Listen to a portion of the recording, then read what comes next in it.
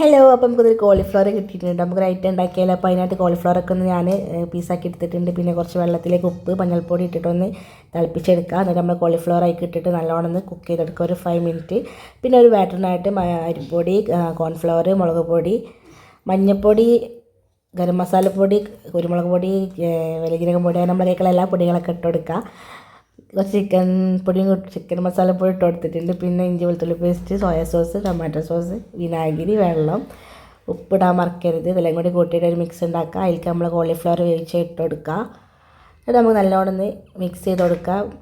Cauliflower പൊടിയാതെ ശ്രദ്ധിക്കണം. പിന്നെ ഒരു പാനിലേക്ക് ഓയിൽ ഒഴിച്ചിട്ട് ഓയിൽ ചൂടാകുമ്പോൾ നമ്മൾ കോളിഫ്ലവറൊക്കെ അതിലേക്ക് ഇട്ട് കൊടുക്കുക. അതിൻ്റെ ഇടയിൽ നമ്മൾ കുറച്ച് പട്ടിഷമൊക്കെ നമ്മൾ ചെയ്തുകൊണ്ടിരിക്കണം. പിന്നെ അതപ്പോൾ നമ്മൾ കോളിഫ്ലവറൊക്കെ സെറ്റായിട്ടുണ്ട്. ഈ ഒരു കളറാകുമ്പോൾ നമുക്ക് കോരി മാറ്റാം. പിന്നെ കുറച്ച് കറിവേപ്പില, കുറച്ച് പച്ചമുളകും കൂടി പൊരിച്ചിട്ട് ഇതിൻ്റെ മേലെ ഇട്ട് കൊടുക്കുക. അപ്പോൾ നമ്മളിപ്പോൾ ഉണ്ടാക്കിയിട്ടുള്ള സാധനം എന്താ വെച്ചാൽ കോളിഫ്ലവർ 65, ഗോബി 65 ആണ് കേട്ടോ നമ്മളെ റെസിപ്പി. അപ്പോൾ ഞാൻ ടേസ്റ്റ് ചെയ്ത് നോക്കട്ടെ. നല്ല ടേസ്റ്റ് ഉണ്ട് കേട്ടോ, സൂപ്പറായിട്ടുണ്ടായിരുന്നു. അപ്പോൾ മോളതാ കെച്ചപ്പ് കൂട്ടിയിട്ട് ഓൾ നിന്നിട്ടുണ്ട്. അപ്പോൾ സൂപ്പറായിട്ടുണ്ട്. അപ്പോൾ ഇത്രയ്ക്കുള്ളൊക്കെ ബൈ.